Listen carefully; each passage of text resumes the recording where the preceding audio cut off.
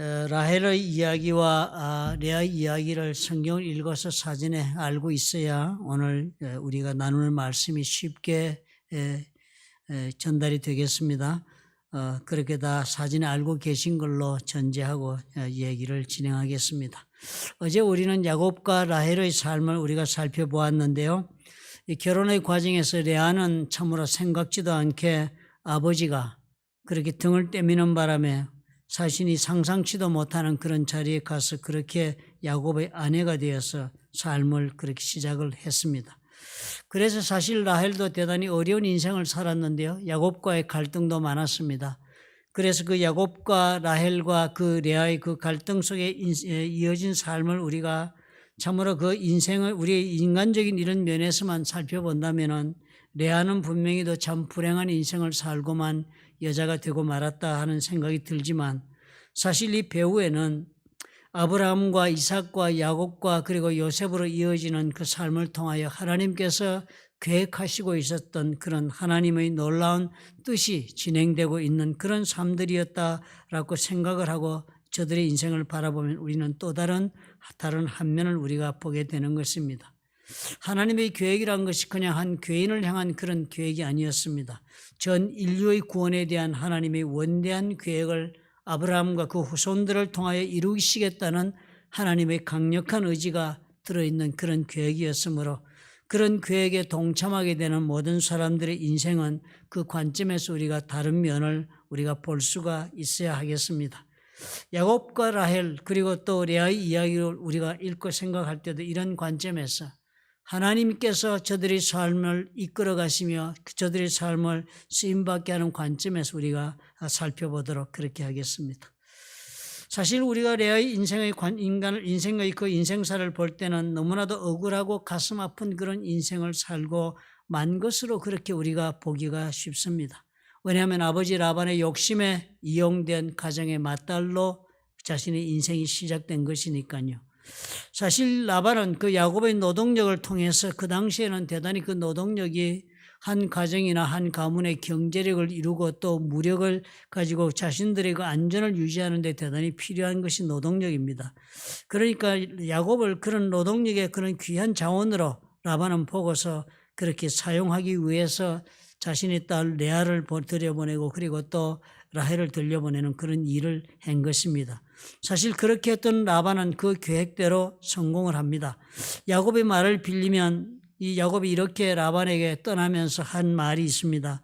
내가 오기 전에는 외삼촌의 소유가 적더니 번성하여 때를 이루었으니 내 발이 이루는 곳마다 여호와께서 외삼촌에게 복을 주셨다 그랬어요. 그러니까 라반은 처음에 이 야곱이 왔을 때는 소유도 적고 그렇게 가세가 크지도 못했습니다. 그런데 14년 동안 야곱이 봉사한 것을 통해서 그 결론은요, 대단한 부를 이루었고 이제는 하나님이 주신 축복의 그런 삶을 살고 있게 된 것입니다. 놀라운 그런 결과를 이렇게 이룬 것입니다. 라반은 자신의 그 목적을 야곱의 삶을 통해서 다 이루었습니다.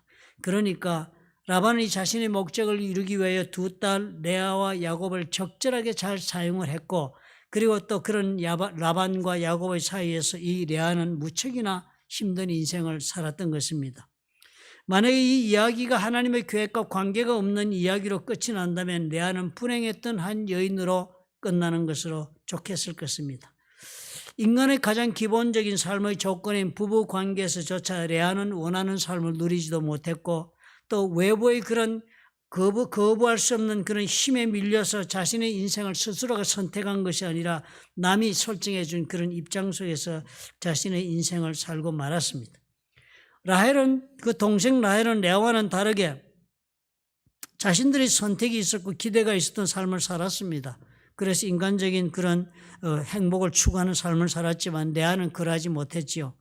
전혀 자신의 의사와는 관계없이 외부의 힘에 억눌린 그런 운명적인 환경 속의 삶을 살았던 여인의 모습이었습니다.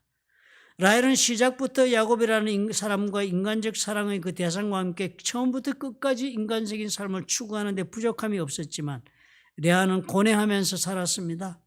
자신은 라헬에 비교해서는 2등 인생인 것처럼 그렇게 라헬보다는 라헬의 그 모든 야곱과의 삶 속에서 자신은 선택받기보다는 그들의 필요나 채워주는 그런 자리나 차지하고 있는 그런 보잘것없는 인생인 것처럼 보여주는 삶을 살았습니다. 라헬은 자신에게 주어진 기회를 가지고 합당한 삶의 그런 행복을 추구하는 기회를 다 부여받았지만 레아는 부당한 대접을 받고 그렇게 살았습니다. 그렇지만요, 그 결과는 두 사람이 걸어가는 인생의 결과가 너무나도 판이하게 달라 보입니다. 그렇게 다 살아간 그 두 사람의 삶이었지만 그 결과가 너무나도 대조적이었습니다. 라헬은 슬픔 가운데 노중에서 죽었습니다. 그래서 라헬은 베들레헴 가는 길 상수리 나무 아래 묻히고 그리고 잊혀지는 그런 인물이 되고 말았습니다. 그러나 레아는 죽어서 이렇게 되었다고 야곱이 나중에 회상을 합니다. 레아는 야곱보다 사실 먼저 죽은 것이 분명하죠. 그렇게 기록을 한 것 보니까 가나안 땅 마므레 앞 막벨라 밭에 있는 그런 무덤에 장사되었는데 그 무덤이란 것이 아브라함이 자기의 아내 사례를 매장하기 위하여서 햇사람에게서 산 밭이 그 막벨라 밭이었습니다. 그래서 그 무덤에는 아브라함과 그 안에 사라가 장사되어 있었고 그리고 또 이삭과 그 안에 리브가도 장사된 곳에 거기에 나도 레아를 장사하였다라고 야곱이 그렇게 회상을 합니다. 레아는 죽어서 조상의 묘에 묻히는 그런 사람이 된 것입니다. 자신의 수를 다 살고 난 후에 사레와 리브가가 묻힌 조상의 묘에 묻혔다는 것은 이 가문, 아브라함의 가문의 정식 승계자는 라헬이 아닌 레아가 되었다는 놀라운 증거가 아닙니까? 정작 아브라함의 집안의 영적인 계통은 라헬이 아닌 레아가 승계를 한 것입니다. 살아가는 과정에서는 인간적으로는 라헬은 레아보다 훨씬 더 화려하고 풍성하고 사랑받고 그리고 인간적으로는 존재가 더 빛나 보이는 그런 삶을 살았죠. 그렇지만 정작 이 아브라함의 가게에서 하나님의 구원의 일을 이루는 일에 그 의미 있는 자리는 레아가 차지한 것입니다. 그러니까 사실상 그 살아온 인생의 가치를 하나님 편에서 볼 때는 어때요? 레아가 더 높은 그리고 가치 있는 최상의 인생을 산 것이 되는 것입니다. 한 사람의 인생을 우리가 보고 평가할 때 우리가 보는 것과 이 하나님의 눈으로 보는 것 차이는 이토록 큰 괴리가 있을 수가 있습니다. 그러므로 신앙이 있는 사람이라면 인생을 하나님의 눈으로 우리가 바라보고 평가하기 할 수 있다면 우리의 인생은 보기에 따라서는 성공하지 못한 것 같고 그리고 또 초라하고 고난을 겪은 삶인 것 같아서 불쌍한 인생을 산 것 같아 보여도 전혀 다른 의미 있는 인생이 되고 있었다는 것도 우리가 이 레아의 인생을 통해서 우리가 발견할 수 있는 것입니다. 첫 번째로 우리의 인생은요, 하나님의 뜻을 따라 사는 것으로 결론이 난다 하는 것입니다. 우리에게 주어진 사명을 따라 우리가 그 사명을 감당하는 인생을 살면 우리가 최종의 기쁨을 누리는 자가 될 수 있다는 것입니다. 레아의 인생이 바로 그것을 우리에게 보여주고 있지 않아요? 레아는 당연히 한 사람으로서 누릴 수 있는 인간의 행복을 볼 때는 언제나 동생 라헬보다도 못한 차선의 자리에 있었습니다. 라헬이 누리고 남은 그런 인생의 그런 무슨 잉여분이나 그렇게 누리고 사는 그런 잉여 인생? 조금이라도 자신의 몫이 침해를 당하거나 부족하다 느끼면 라헬은 얼마든지 자기 주장을 하면서 그렇게 살았지만 레아는 그러지 못했습니다. 레아는 눈치를 보고 살았고 자기의 주장도 하지 못하였고 그리고 또 부당한 대우에 대하여 권리를 또 찾지도 못한 그런 사람이 되었습니다. 왜요? 레아는 자기 아버지 라반의 욕심의 도구였고 그리고 또 라헬의 대체품으로서 인생을 시작했기 때문입니다. 그런 자리에 있었기 때문에. 그럼에도 레아는 어떻게 살았습니까? 자신의 마음속에 인간적인 그런 소원을 버리지 않았습니다. 나도 라헬처럼 내 인생을 살 수 있다 하는 그런 기대감에 노력하며 살았습니다. 대단한 사람이죠. 야곱에게 대한 기대를 저버리지 않은 채 살았습니다. 야곱과 라헬 그 어느 누구도 레아를 돌아보지 않는데요. 전혀 야곱은 그럼에도 달라지지 않고 또 달라져야 할 책임도 느끼지 않고 사실 책임도 없었습니다. 뭐 야곱의 잘못이 아니니까요. 레아는 그렇지만 야곱에게 가장 필요한 것이 무엇인가를 알고 그것을 채워주면서 노력하고 그래서 야곱의 사랑도 얻어보고자 노력한 것이 오늘 우리가 본문에서 보여집니다. 우리가 읽은 29장 32절에 보니까 첫 아들을 레아가 낳습니다. 이 고대사회는 아들 낳는 것 대단히 중요하거든요. 이 아들을 낳아서 그것이 가세가 되니까요. 그 사람의 삶의 자본이 되는 것입니다. 고대사회에서는. 그런데 레아가 임신하여 첫째 아들을 낳는데 그 이름을 르우벤이라고 지었습니다. 그 이름의 뜻이 무엇인가 성경에 이렇게 적었어요. 여호와께서 나의 괴로움을 돌보셨다. 이제는 내 남편이 나를 사랑하리로다 하는 뜻이 이 르우벤에 들어있는 거예요. 여호와께서 나의 괴로움을 돌보셨다는 뜻을 가지고 아들의 이름을 지은 것이 뭔가 하면 이제는 내가 고난 가운데 살아온 것을 하나님이 돌보시고 이 아들 르우벤을 주셨으니 이제는 내 남편 야곱이 나를 사랑할 것이다. 이렇게 레아가 기대한 것입니다. 그런데 야곱은 어때요? 변화가 없었습니다. 또 29장 33절에 보니까 이제 하나님께서 둘째 아들을 주셨습니다. 시몬을 주었어요. 그래서 임신하여 아들을 낳고 이번에는 이르되 여호와께서 내가 사랑받지 못함을 들으셨다. 그래서 내게 아들도 주셨다. 그래서 이름을 시몬이라고 지었습니다. 시몬의 뜻이 사랑받지 못함을 하나님이 들으셨다는 뜻인 거예요. 대단한 자신의 그 마음이 표현된 것입니다. 하나님의 아들을 주자. 그것을 통해서 하나님 앞에 내가 이제는 해결받겠다 하는 기대를 가지고 남편의 사랑을 기대했지만 그것이 이루어지지 않으니까 두 번째 아들을 낳으니까 이제는 내 사랑받지 못한 거 하나님 들으시고 또 주시는 것이니까 해결되겠지. 그런데 해결 안 됐지요. 야곱은 하등의 변화가 없었습니다. 야곱은 죽었어도 변화되지 않았습니다. 레아가 죽을 때까지도. 셋째 아들을 낳았어요.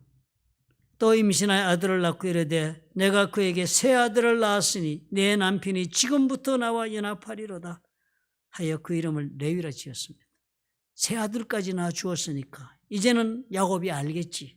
누가 자신의 삶에 정말 귀한 것을 주었는지를 이제는 내 남편이 알겠지. 그러니까 이제는 나와 연합할 것이다 하는 뜻으로 그런 믿음으로 이름을 레위라고 지었습니다. 이토록 간절했습니다. 레아가요. 그리고 본인은 절망하지 않고 끝까지 노력했습니다. 힘든 인생을 살지 않았습니까? 그런데요. 아들을 셋을 놓고 이제는 연합할 것이라고 자기는 최종적인 기대를 했는데도 자기가 기대한 바가 이루어지지 않았습니다. 그런데 하나님이 또 아들을 주신 거예요. 네 번째 아들을 낳은 것입니다. 마지막 아들이 되었어요. 임신하여 아들을 낳고 이르되 그때는 이렇게 레아가 고백을 했습니다. 내가 이제는 여호와를 찬송하리로다 하고 이로 말미암아 그가 그의 이름을 유다라 하였고 그의 출산이 멈추었더라. 대단히 의미심장한 표현이 지금 나옵니다. 그죠? 이때까지는 아들 셋 낳을 때까지는 이 기간 동안에 처절한 노력과 기대와 소망 가운데 레아가 살고서는 그 보답은 뭐였습니까? 아무것도 아니었습니다. 자신의 생각이 도대체가 하나의 기대였을 따름이고 이루어지지 않았습니다. 그럼에도 불구하고 하나님은 또 야곱과 레아의 사이에서 가장 중요한 선물인 아들을 또 주었습니다. 그러니까 이제는 레아가 깨달은 거예요. 이것이 나와 남편의 관계 속에서 그 관계를 회복하는 것으로 내가 기대하고 있을 것이 아니다 하는 놀라운 발견을 한 것입니다.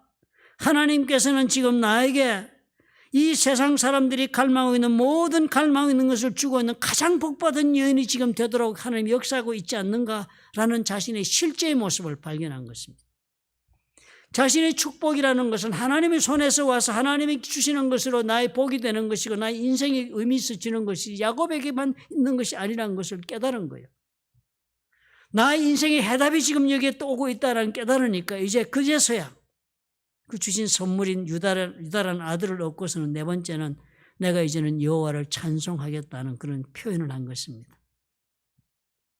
이런 놀라운 변화가 레아 속에서 야곱을 기대하며 살면서 일어난 것이에요. 그런 하나님께서는 출산을 멈추었다. 하나님께서는 이 모든 레아를 향한 하나님의 뜻이 거기에 있었던 모양입니다.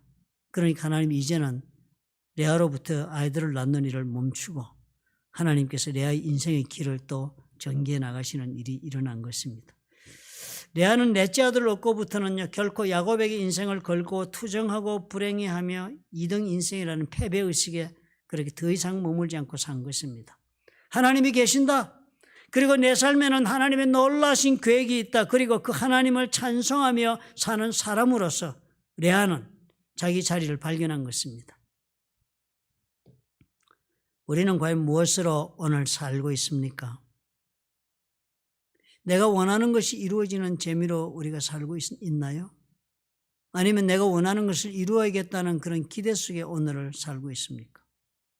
그렇다면 이루어지면 행복한 인생이라고 생각하시겠지만 이루어지지 않으면 불행하다라고 결론 내리고 마실 것입니다. 우리 인생에서는 이루어지는 것보다는 어차피 이루지 못하는 것이 더 많지 않겠습니까? 그러면 우리는 그렇다면 내 이루는 것으로 인생의 모든 것을 삼는다면 결코 우리는 행복해질 수 없을 것입니다. 언제나 결론은 어떻게 해요? 얻은 것 같지만 놓치고 말고, 그리고 이룬 것 같지만은 아무것도 아닌 공허하고만 그런 실패의식, 패배에 우리가 빠지고 말게 될 것입니다. 우리는 살아가면서요, 이 세상의 모든 것을 우리가 하나님 앞에서 하나님이 허락하셨다 할지라도 그 모든 하나님이 주시는 내 축복의 조건 속에서 하나님께서 내 삶 속에 이루고 계신 일을 바라볼 줄 아는 그런 사람이 되어서 그 일이 성취되는 기쁨을 맛볼 줄 아는 사람이 되어야 합니다.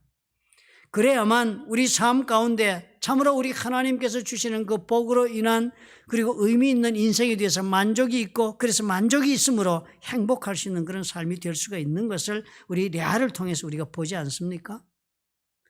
내 인생의 의미가 인간적인 욕구의 충족에 있는 것이 아니라 하나님께서 나를 향하여 가지고 계신 뜻이 이루어지는 데 잇따랐고, 이렇게 자신의 삶의 방식을 정하는 데가 대단히 중요한 의미가 있습니다.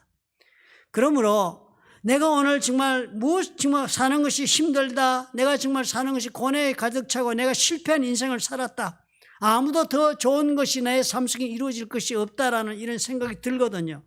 우리는 자신에게 다시 다른 질문을 해볼 수 있어야 합니다. 내가 과연 하나님을 위하여 무슨 의미 있는 일을 할 수는 없을까? 이 질문을 해야 합니다. 만약에 우리가 이것을 생각할 수 있다면요, 아무리 빼앗긴 것이 많은 자리에 지금 우리가 처해 있다 할지라도 세상이 감히 더 이상 뺏을 수 없는 그런 기쁨을 내가 얻을 수 있습니다. 내 인생이 보여주고 있는 것이 바로 그 점입니다. 내가 사는 이유가 사람에게 있지 아니하고 하나님에게 있으면요, 고생도 고생이 아니고 부족한 것도 부족한 것이 아닙니다. 하나님께서 함께 하시는 길을 걷고 있기 때문입니다. 나는 오늘 무엇을 위해 살고 있는가? 또 무엇을 위해 우리는 살아야 하는가 하는 질문은 대단히 중요한 질문이 됩니다. 그래서요, 이것에 따라서 내 인생은 의미 있게 보이기도 하고 무의미한 갈등의 연속이 될 수도 있는 것입니다. 나는 제대로 사는 것이 없다, 2등의 인생이다, 언제나 남들보다 못한 삶이 된다는 그런 생각이 들 때가 있다면, 불행할 때는 언제나 이 질문을 우리가 반복해서 자신에게 물어보고 답을 추구하도록 하셔야 합니다. 하나님은 나에게 과연 지금 무엇을 하시기를 원하실까? 이 질문을 해야 해요. 우리가 쉽게 살고 평안하게 살고 그리고 많은 것을 이루었고 또 그리고 사랑을 받고 산다고 해서 반드시 행복한 것은 아닙니다. 라헬의 인생이 그런 인생이 아니었습니까? 라헬의 인생은 시작도 좋았습니다. 쉽고 평안했고 그리고 사랑받았고 그리고 자기가 필요한 것을 얼마든지 요구하면 주어지는 그런 자리에 있었습니다. 그렇지만 그 인생은 미완성으로 끝나고 말았습니다. 일장춘몽의 인생이 바로 이것이었습니다. 때로는 좌절도 당하였고요, 때로는 절망도 그리고 거부도 당한 것 같고 그리고 또 무시당한 것 같고 그래서 괴로움을 겪었지만요, 레아는 어떻게 살았습니까? 자신이 사는 삶 속에서 야곱과의 관계 속에서 하나님의 계획이 진행하고 있는 것을 보았어요. 그 험난한 길 같아도 그래서 그 길을 보고 거기에 의미를 발견하고 레아는 살았습니다. 고난이 있어도 기쁨을 알고 살았습니다. 하나님을 찬송하며. 그랬더니 종래 그 길 결과가 어땠습니까? 하나님께서 인정하는 그런 높은 자리에 올라간 것입니다. 그리고 야곱도 결국은 그 막벨라 굴에 레아를 묻으면서 자신의 삶 속에서 레아가 무슨 일을 한 의미 있는 여자였던가를 확인한 것입니다. 아무런 열정도 마음의 갈등도 불확신한 것도 의심도 심지어는 좌절도 없이 신을 믿는 사람은 신을 믿은 것이 아니다. 그는 다만 신에 관한 생각을 믿고 있을 뿐이다. 무겔 드 우나무도라는 사람이 한 말입니다. 좌절도 없이 신을 믿은 사람은 신을 믿은 것이 아니다. 그는 다만 신에 관한 생각을 믿고 있을 뿐이다. 우리 기억하십시다. 내 삶을 무엇을 추구하며 사는가? 두 번째로 이 레아의 인생을 보면서 우리 한 가지 배울 수 있는 것이요, 결과는 하나님의 몫이다. 우리 인생의 결론은 하나님이 내주신다 하는 담대한 믿음이 꼭 있어야 되겠습니다. 그러니까 어떻게 해야 되겠어요? 결과를 하나님이 내실 때까지 나는 인내하고 살아야지요. 우리가 살아가면서 왜 자꾸 좌절합니까? 좌절할 때마다 우리 인생은 그저 고난을 겪지 않아요? 아픔을 겪고 불행한 그 세월을 보내고 그렇게 삽니다. 좌절하는 이유는 딴 게 아니지요. 내가 원하는 결실이 내가 기대만큼 맺혀지지 않으니까 우리가 좌절하는 것입니다. 내가 원하는 만큼 원하는 때에 만들어지지 않으니까 좌절하고 그래서 인생을 불행하다 하고 힘들게 사는 것입니다. 사실 레아의 인생을 보니까 어때요? 얼마든지 그런 인생을 살 수 있었습니다. 아들 셋 놓을 때까지도 그토록 노력했지만 전혀 자기가 원하는 모습으로 다가온 것은 아무것도 없었습니다. 이렇게 살아가지고는 무슨 일이 되겠느냐라고 그렇게 생각하고 아마 포기하고 아니면 또 보복하고 싶었을지도 몰랐을 것이 레아의 마음이었을 것입니다. 언제나 가장 좋은 것은 빼앗겼고요. 언제나 정당한 대접도 받지 못했고요. 그러면서 남들보다 못한 것 지금 상황 속에서 자신은 어떻게든 기본적인 그런 권리를 회복해 보려고 노력하고 있는 모습이었지 않습니까? 베스트는 언제나 뺏긴 인생이었습니다. 레아는요. 좋은 거 생기면 라헬에게 다 빼앗겼습니다. 세컨 베스트 인생이었어요. 늘 살기는 사는데요. 원하는 삶은 살지는 못하고 사는 거예요. 레아는요. 원하는 것이 지금은 거부당했다 할지라도 결코 멈추지 않았습니다. 인내하면서 기다렸습니다. 보장이 되지 않았어도요. 자신이 지금 낳은 아들들을 보면서 이것이 하나님이 나에게 주신 복의 증거라는 것을 발견하기 시작했으니까 하나님이 도우심이 나에게 있을 것을 믿고 레아는 평생을 믿음 가운데 인내하며 살았습니다. 그리고 결국 배운 거예요. 하나님께서 결론을 내주신 것을 레아는 삶을 통해서 얻은 것입니다. 이것이 우리 삶 가운데 중요한 것을 우리가 기억해야 합니다. 아무리 인간적으로 화려하고 좋고 멋진 인생을 산 것 같아도 하나님 앞에서 우리가 하나님이 주시는 것을 우리 인생의 결론이 나는 것이 내 손으로 만든 것을 결론 나지 않습니다. 그럼 우리는 인내해야 돼요. 얻었다고 해서 자만할 것이 아니고 얻지 못했다고 해서 그리고 우리가 참으로 하나님 앞에서 절망하지 말아야 합니다. 하나님 앞에서 믿음으로 기다리고 인내해야 돼요. 결실을 내실 분을 믿고 기다려야 합니다. 잠언서 21장 5절은 그렇게 적혀 있습니다. 부지런 자의 경영한 풍부함에 이를 것이나 조급한 자는 궁핍함에 이를 따릅니다. 기다리지 못하고 조급하면 궁핍함에 이른다. 이사야서 14장 24절에 기록하기를 만군의 여호와께서 맹세하여 가라사대 나의 생각한 것이 반드시 된다. 하나님이 생각한 것이 반드시 된다. Surely as I have planned. 내가 계획한 대로 확실히 so it will be. 그렇게 될 거다. 하나님 말씀한 거예요. 반드시 될 거다. 미래형입니다. 지금 되게 한다는 것이 아니고 앞으로 될 것이다. 그러니까 어떻게 해요? 기다려야죠. 나의 경영한 것이 반드시 이룬다. As I have purposed. 내가 목적을 두고 이렇게 일을 시작한 것은 so it will happen. 반드시 일어날 것이다. 미래형이 일어날 거예요. 그러니까 오늘 나는 기다려야죠. 우리가 이거 기억해야 됩니다. 레아의 인생은 그래서요. 반열에 올라갔습니다. 사레와 리브가 그리고 그 정말 놀랍게도 그 패트리아크의 그 부인들이 되는 그 자리에 올라간 것입니다. 내 힘으로 무엇을 이루고 살아서 좋을 것 같아도 그것은 결국 미완성의 인생으로 끝나는 것이 하나님의 뜻입니다. 우리 힘으로는 하나님이 원하는 일을 이루지 못합니다. 하나님께 맡기셔야 해요. 절대로 조급해하지 말아야 합니다. 우리 빌립보서 4장 6절에 보면 우리 현대인 이루지 못하고 그리고 어려움이 있고 그런 분들의 삶의 모습이 그대로 적혀 있습니다. 빌립보서 4장 6절. 그래서 이렇게 당부해요. 그런 힘든 일이 생기고 참지 못하겠다 하여 정말 정신을 잃을 정도가 된 그런 수준이 되어서 공황장애가 오고 하거든. 이것을 기억해라. 아무것도 염려하지 말고 그랬습니다. 아무것도 염려하지 말고는 영어로 적은 문장을 보면 알아요. Do not be anxious about anything. anxious입니다. anxious는 anxiety가 그 명사예요. anxiety attack이 뭐라고 우리가 번역합니까? 공황장애라고 우리는 번역합니다. 공황장애를 일으키지 말고 그렇게 번역할 수 있겠네요. 공황장애를 당하지 말고 빠지지 말고 다만 모든 일에 기도와 간구로 너희 구할 것을 감사함으로 아뢰라. 기도하면서 기다리라는 거예요. But in every situation, 이 모든 situation 상황에서 by prayer and petition, 기도하고 간청하고 with thanksgiving, 현재 목숨을 주고 삶을 준 걸 감사하면서 present your request to God, 네 그 요구사항을 하나님께 제시해라. 공황장애 빠지지 말고 그렇게 기도하면서 하나님 앞에 네 기도 제목을 내놓고 그렇게 기도하면서 있어 봐라 하는 거예요. 얼마나 감사합니까? 저와 여러분, 여러분들도 잘 사신 분들이 많겠지 모르겠습니다. 신앙 가운데. 저는 그렇게 못한 것이 대부분입니다. 오늘도 그렇게 못 산 것도 많았어. 매일 저는 회개할 것이 많은 그런 인생을 살아요.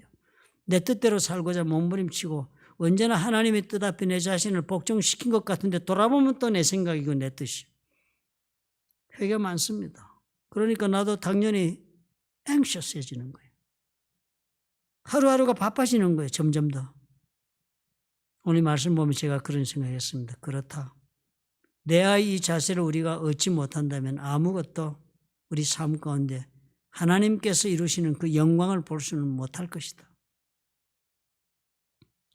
늘 우리가 반복해서 생각해야 할 것이 있습니다. 그러므로 이 막히고 또 막힌 그런 삶인 것 같아도 그 가운데서 우리는요, 사랑받는 대신에 사랑하기 위해서 사는 사람들이 되어야 합니다. 레아에게 그 모습을 우리가 발견해야 해요. 하나님이 원하시는 삶은요, 내가 사랑할 줄 아는 사람이 되는 거예요. 라헬은 사랑받고 사는 것이 인생의 전부였습니다. 그랬으니까 그렇게 인생이 끝났습니다. 상대방 때문에 울고 웃고 하면서 산 인생이 라헬의 인생의 전부였습니다. 그럼 레아는 어땠습니까? 레아는 자신이 사랑하고자 한 사람 야곱을 사랑하기 위하여 한평생을 살고 또 사랑하고 사는 것이 레아의 인생의 본분이었고 또 의미 있는 것이었습니다. 그러니까 레아는 자신의 삶을 살면서 결코 좌절하고 울고 웃고 그리고 넘어지는 인생이 아니라 끝까지 자신의 삶의 모습을 유지하고 살았습니다. 우리가 하나님 앞에서 받은 명령은요, 사랑하며 사는 것입니다. 네 마음을 다하고 목숨을 다하고 뜻을 다해 주 너의 하나님을 사랑하라. Love the Lord your God 명령형이에요. 하나님 사랑하라. 하나님 앞에 사랑을 받아라. 그 사랑 속에 너를 위로하고 힘을 내라. 그런 구절이 없습니다. 성경에는. 성경이 그런 말씀 안 해요. 그건 이미 기정사실이니까. 그래서 너를 구원한 것을 너는 알고 그 다음부터는 일어서라는 거예요. 하나님의 사랑을 알고 구원받아 일어서라. 그리고 나서는 너희 모습은 그 맨날 받는 사랑에 칭얼대고 사는 인생이 아니고 어떻게 해요? 적극적으로 하나님이 너에게 준 것을 가지고 Love the Lord your God with all your heart라고 그랬어. 마음을 다해서 with all your soul 영혼을 다해서 with all your mind 이 모든 뜻을 다해서 가진 모든 것을 다 가지고 사랑하는 일을 하는 것이 우리 인생이 되라는 거예요. 레아가 그렇게 안 살았습니까? 남이 뭐라 그러든지 야곱이 뭐라 그러든지 나는 야곱 사랑하는 것이 내 꿈이고 그리고 야곱의 사랑받는 것이 당연한 반응으로 올 것이다 기대하여 평생 사는 것에 아무 지장이 없었습니다. 라헬과 정반대의 출발을 한 것이에요.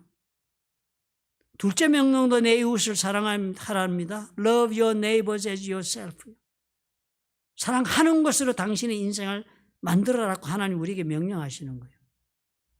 그래야만 우리 인생이 적극적인 인생이 될 수 있고요. 상대방 사람에 따라서 일희일비하지 않는 인생이 될 수 있습니다. 안 그러면 매일 나는 내가 관계되는 사람 상대방 때문에 마음 아파하고 불평하고 불행해하고요. 왜 저런 인생들을 내가 만나 살아야 되느냐라는 종점에 도달합니다. 인생은 결코 어느 인생도 우리를 궁극적으로 그렇게 충족시키고 만족시킬 인생은 없습니다. 언제나 사귀어보면 살다 보면 실망이 오는 거예요.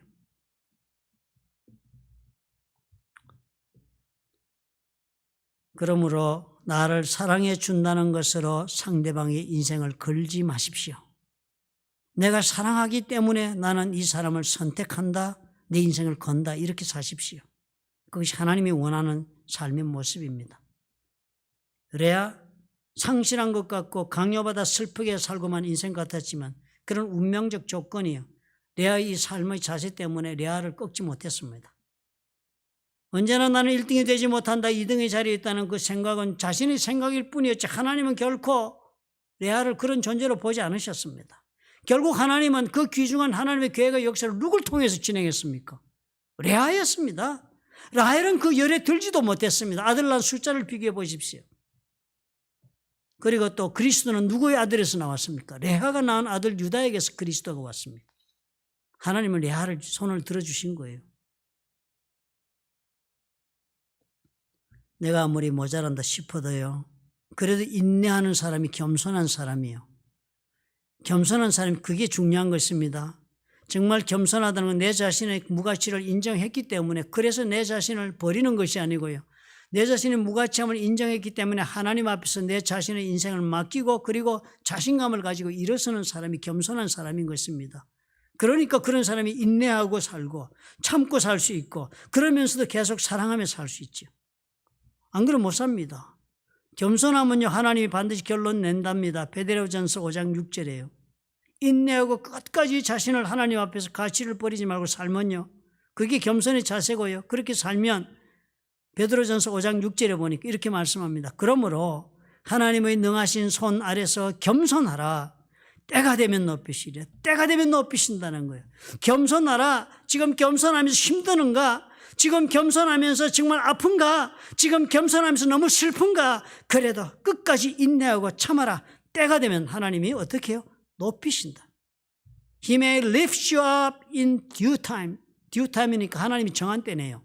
하나님이 정하신 때, 이때까지다 라고 한 때까지만 너가 그렇게 겸손을 참으면 그 다음에 나는 너를 높여주겠다.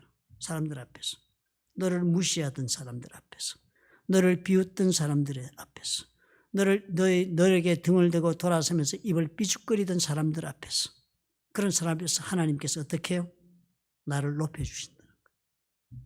이만한 인생이면 되지 않겠습니까? 뭐 이 짧은 세상 인생 살면서 우리가 하나님의 이만한 은혜를 입을 수 있다면 뭐 더 바랄 게 뭐가 있겠습니까? 더 무슨 새로운 인생 비결이 필요하겠습니까? 그럼 우리 여러분 기억하십시다. 내 속사람이 첫째 어떻게 해요? 하나님이 일하고 사는 사람 되자. 하나님이 나에게 맡기신 일, 정말 우리 하나님의 그 계획, 그것을 내가 감당하는 사명감을 내가 가지고 살자. 첫 번째 내가 정리할 인생 방법이겠죠. 두 번째는 어떻게 해요? 결과는 하나님께 맡기자. 그렇게 살다 보면 이런 일 저런 일 생기지만 결과는 하나님께 맡기고 자신감을 가지고 인내하자. 그냥 그 길을 꾸준히 가자. 뚜벅뚜벅 가자.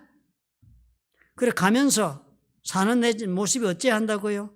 사랑받기보다는 사랑하는 데 내 삶의 목적을 두고 즐겁게 살아라. 사랑하는 것으로 일희일비하지 말고 사랑하는 것으로 너 인생을 다 쏟아 놓아라. 그랬습니다.